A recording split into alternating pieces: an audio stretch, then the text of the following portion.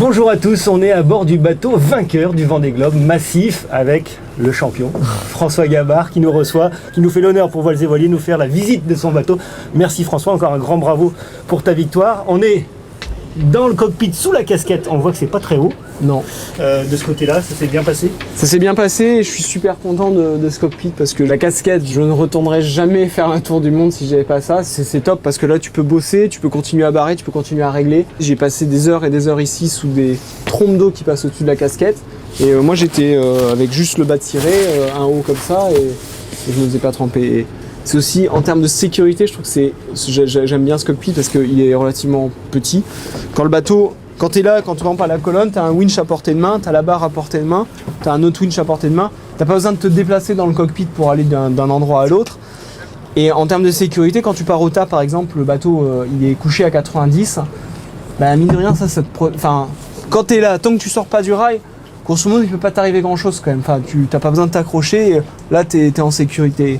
Enfin, voilà, je me sentais, je pouvais continuer à appuyer, à aller vite. Tant que j'étais là, je me sentais en sécu, quoi. On a des voiles à l'intérieur du bateau, et puis les voiles qu'on utilise et qu'on sait qu'on va utiliser régulièrement dans les jours qui viennent, on les met dehors.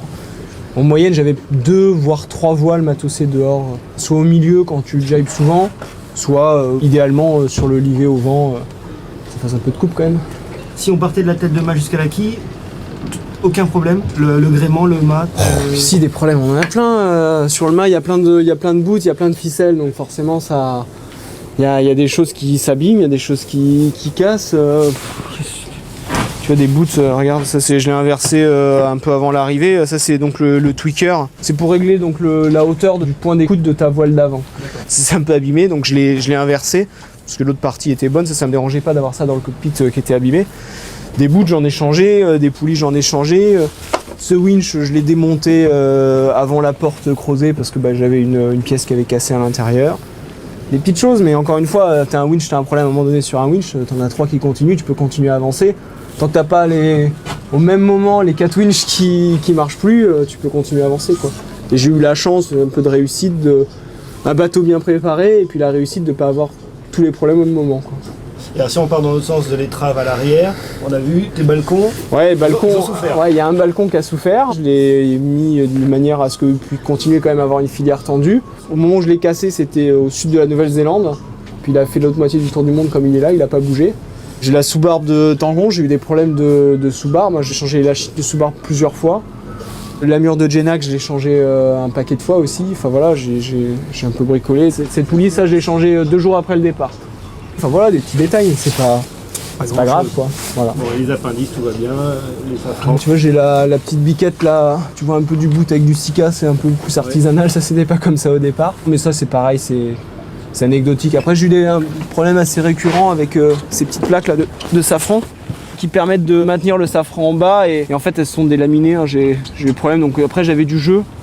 Donc j'ai refait une plaque, j'ai inversé les plaques, j'ai un peu joué avec mes plaques, mais bon, ça c'est pareil, ça a tenu jusqu'à la fin, quoi. Bon bilan en tout cas pour Super le côté bilan, extérieur. Ouais. On va aller voir l'intérieur. Ouais, ça marche, c'est parti. Allez, on y va. J'ai vidangé le moteur, j'ai sorti toute l'huile.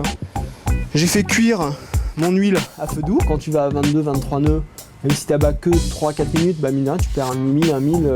Avec Armel, ça compte, hein.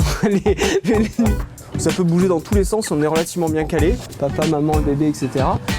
Sur le gros sac. Bord, hop, puis on peut le passer de l'autre côté. Non, c'est pas. Ça, c'est le jeu de voile qu'on avait sur le warm-up en début d'année, c'est pas celui qu'on avait sur le Vendée, donc si je peux le laisser, c'est pas grave. Un peu, ouais. À bientôt, ciao ciao.